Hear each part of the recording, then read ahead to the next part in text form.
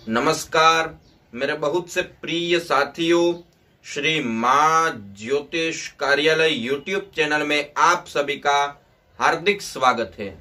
दोस्तों, हमारी जो श्रृंखला चल रही है तलाक योग के बारे में, उसमें मैंने आपके समक्ष मेष लग्न, वृषभ लग्न और मिथुन लग्न के बारे में सारी बातें रखी और उसके उपाय भी मैंने आपके समक्ष रखे। दोस्तों, आज मैं आपके समक्ष कर्क लग्न के बारे में सारी बातें रखने वाला हूं और उसके उपाय भी आपके सामने रखने वाला हूं।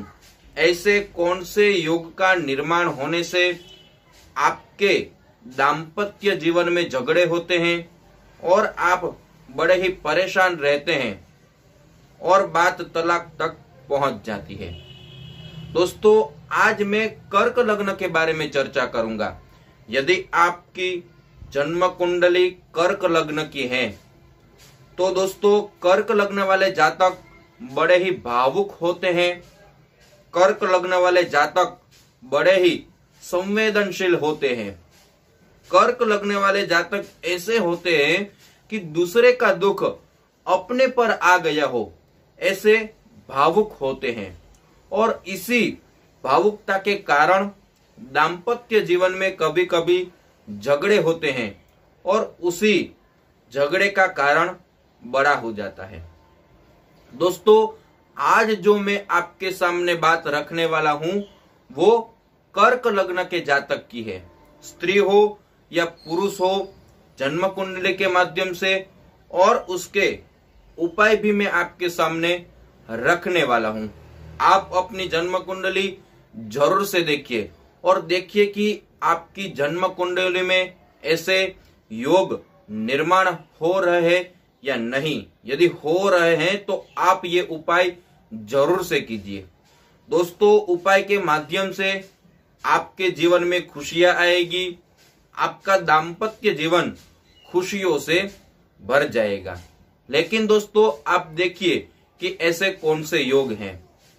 सबसे पहला योग दोस्तों, यदि आपकी कर्क लग्न की जन्म कुंडली है और यदि प्रथम स्थान में अकेले शनि महाराज विराजित हैं तो यहाँ विष योग होता है। दोस्तों, विष यानी जहर। दाम्पत्य जीवन में जहर उत्पन्न होता है और ऐसी छोटी छोटी बातें दाम्पत्य जीवन को बिगाड़ देती हैं।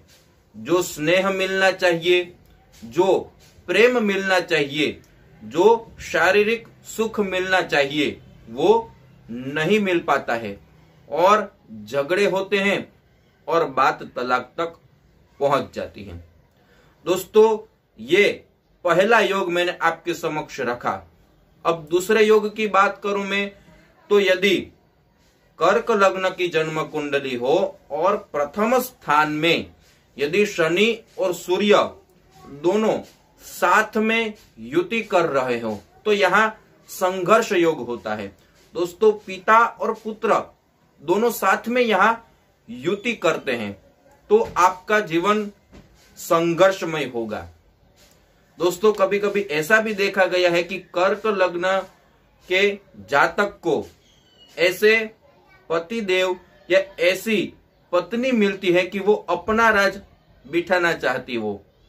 मैं कहूं वही सही हो, जो अपने सामने वाले को समझ नहीं पाते हैं और इसी के कारण दाम्पत्य जीवन में झगड़े रहते हैं और बात तलाक तक पहुंच जाती है।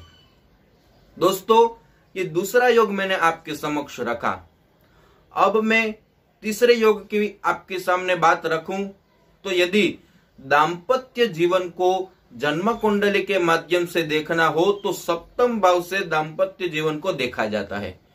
तो दोस्तों, यदि सप्तम भाव में शनि और सूर्य विराजित हो तो आपका दाम्पत्य जीवन ऐसा हो जाता है कि बात तलाक तक पहुंच जाती है, कोर्ट कचहरी तक बात पहुंच जाती है। अब दोस्तों, एक नजरिए से हम देखें तो ऐसा क्यों होता है तो दोस्तों, मैंने आपके समक्ष पहले ही युति के बारे में बात की कि सूर्य और शनि साथ में ही बैठकर प्रथम स्थान में हो, तो सूर्य यहाँ दूसरे भाव के मालिक हुए।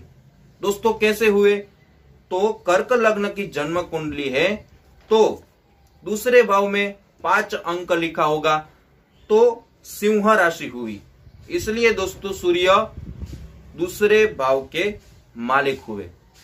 तो यहां दोस्तों ऐसा होगा तो पति या पत्नी, उसके पास धन संपदा रहेगी, पैसे वाले होंगे, तो इसी पैसे वाले होने के कारण उसमें अभिमान रहेगा और पति या पत्नी उसी नजरिए से देखेंगे कि मेरे पास पैसा है और उसको अभिमान आ जाएगा और इसी अभिमान के कारण दाम्पत्य जीवन में झगड़े होंगे और बात तलाक तक पहुंच जाएंगी। दोस्तों मैं आपके समक्ष हर वीडियो में ऐसा जिक्र करता रहता हूं कि शादी से पहले जन्म कुंडली का मिलान अवश्य करें।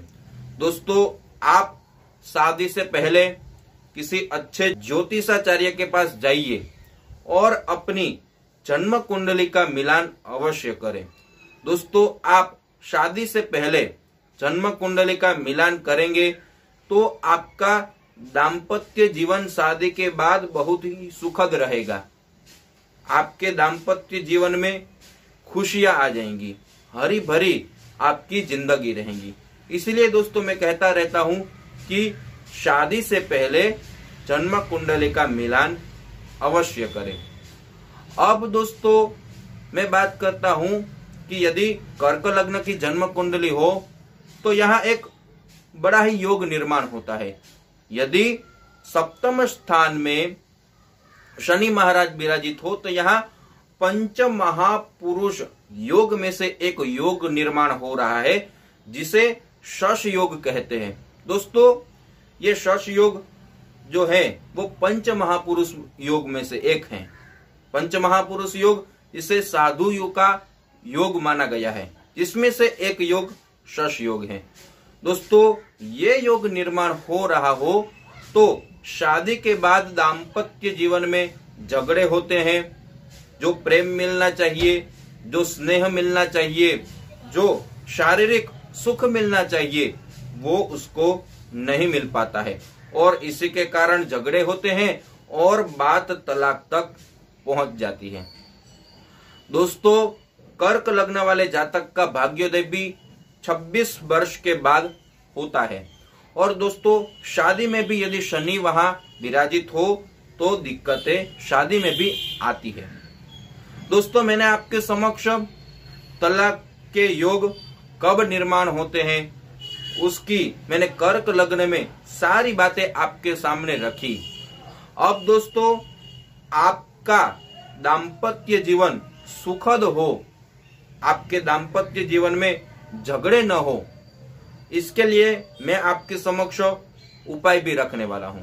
दोस्तों यदि आपके दाम्पत्य जीवन में बड़े ही झगड़े हो रहे हो, आप बड़े ही परेशान हो, तो आपको ये उपाय जरूर से करना चाहिए। लेकिन दोस्तों ये उपाय आपको बहुत ही श्रद्धा से, विश्वास से और भाव के साथ करना चाहिए। दोस्तों ये उपाय बहुत ही सरल है और बहुत ही लाभदायी है। इसमें किसी भी प्रकार का कोई भी खर्चा नहीं है। तो सबसे पहला उपाय मैं आपके समक्ष रखता हूं। तो ये उपाय आपको शनिवार या रविवार के दिन आपको प्रारंभ करना है। आपको क्या करना है, उस दिन जल्दी सुबह प्रातः काल में उठ जाना है। आपका स्नानादि कार्य आपको परिपूर्ण कर लेना है। आपका रोज का जो नित्य कर्म है वो नित्य कर्म आपको परिपूर्ण कर लेना है। उसके बाद आपको आपके घर के मंदिर में एक शुद्ध गाय के घी का दीपक प्रज्वलित करना है। और दोस्तों आपको सबसे पहले संकल्प करना है और आपको भगवान के पास प्रार्थना करनी है कि मेरे दाम्पत्य जीवन में जो भी झगड़े चल रहे हैं, जो भी मैं परेशान हूं, वो सारी परेशानी दूर हो जाए, ऐसा आपको संकल्प करना है। और आपको दशरथ कृत जो शनि स्तोत्र है उसका आपको 3 पाठ करना है। दोस्तों शनिवार के दिन से ये प्रारंभ करना है और आपको प्रतिदिन करना है। ये उपाय आपको पूरे 3 मास यानी 90 दिन तक करना है। दोस्तों ये उपाय आप बड़ी ही श्रद्धा से, विश्वास से और भाव के साथ करेंगे तो शनि महाराज की कृपा दृष्टि से आपकी सारी परेशानी दूर हो जाएंगी। अब दोस्तों मैं दूसरा भी उपाय आपके समक्ष रखता हूं। तो दूसरा उपाय यह है कि आपको ये उपाय रविवार से प्रारंभ करना है। आपको क्या करना है, आपको जल्दी सुबह प्रातः काल में उठ जाना है। आपका स्नानादि कार्य परिपूर्ण करके आपको भगवान सूर्य नारायण की पूजा करनी है। आपको भगवान सूर्य नारायण को अर्घ्य प्रदान करना है। आपको क्या करना है, एक तांबे का कलश लेना है, उसमें जल भरना है, उसमें चंदन मिलाना है, उसमें रक्त पुष्प मिलाना है और उस कलश से भगवान सूर्य नारायण को अर्घ्य प्रदान करना है। और अर्घ्य प्रदान करते समय आपको 11 बार मन में ओम सूर्याय नमः इस मंत्र का जाप करना है। दोस्तों अर्घ्य देने के बाद आपको वहीं सूर्य नारायण भगवान के सामने ही आदित्य स्तोत्र का आपको 3 बार पाठ करना है। दोस्तों बहुत ही सरल है, आपको 3 बार आदित्य स्तोत्र का पाठ करना है। दोस्तों ये उपाय आपको रविवार से प्रारंभ करना है। सबसे पहले आपको संकल्प भी करना है और 3 मास तक ये उपाय आपको करना है, यानी कि 90 दिन तक आपको ये उपाय करना है। दोस्तों ऐसा आप करेंगे और पूरी श्रद्धा से, विश्वास से और भाव के साथ ऐसा करेंगे तो भगवान सूर्य नारायण की कृपा दृष्टि से आपकी जिंदगी में जो कोई भी परेशानी है वो सारी परेशानी दूर हो जाएंगी। दोस्तों ये जो 2 उपाय हैं वो उपाय आपको बहुत ही श्रद्धा से करने हैं, बहुत ही भाव से करने हैं। दोस्तों कुछ पाने के लिए कुछ करना पड़ता है, इसलिए आप ये उपाय जरूर से कीजिए। दोस्तों मैंने आपके समक्ष कर्क लग्न के बारे में चर्चा भी की और उसके उपाय भी मैंने आपके समक्ष रखे। ऐसे ही मैं आपके समक्ष हर लग्न के बारे में चर्चा करूंगा और उसके उपाय भी मैं आपके समक्ष रखूंगा। दोस्तों यदि ये वीडियो आपको पसंद आया हो तो जरूर से लाइक का बटन दबा दीजिए। ये वीडियो अपने फ्रेंड सर्कल में ज्यादा से ज्यादा शेयर कीजिए क्योंकि ये सुंदर जानकारी उनको भी प्राप्त हो। और दोस्तों बेल आइकन को दबाना मत भूलिए क्योंकि मेरे आने वाले सारे नए वीडियो की जानकारी सबसे पहले आपको प्राप्त हो। और जो मेरे नए दोस्त ये मेरा चैनल देख रहे हैं, इस चैनल को आपने अभी तक सब्सक्राइब नहीं किया है तो जरूर से एक बार सब्सक्राइब कर लीजिए। और दोस्तों यदि आप जन्म कुंडली का विश्लेषण कराना चाहते हैं तो यहाँ मैंने मेरे संपर्क नंबर रखे ही हैं, आप जरूर से संपर्क कर सकते हैं। और दोस्तों आपके जीवन की किसी प्रकार की समस्या है, जैसे आपकी शादी नहीं हो रही है, संतान के संबंधित कोई समस्या है, नौकरी के सिलसिले में कोई समस्या है, जैसे आपका प्रमोशन नहीं हो रहा है, आपका पगार नहीं बढ़ रहा है, आप कर्ज में डूबे हुए हैं, पति पत्नी के बीच झगड़े हो रहे हैं और दोस्तों आप सरल उपाय के द्वारा इन सब का समाधान चाहते हैं तो वो सारे वीडियो मैंने आपके समक्ष रखे ही हैं। वो सभी वीडियो की लिंक मैं इस वीडियो के नीचे डिस्क्रिप्शन में रख दूंगा, वहां जाके आप अपनी समस्या का वीडियो जरूर से देखिए और अपनी समस्या का समाधान आप जरूर से पाइए। दोस्तों आप जो हमें प्यार दे रहे हैं उनके लिए बहुत बहुत धन्यवाद। YouTube के माध्यम से हमारी फिर से मुलाकात होगी। जय श्री कृष्ण, जय भगवती।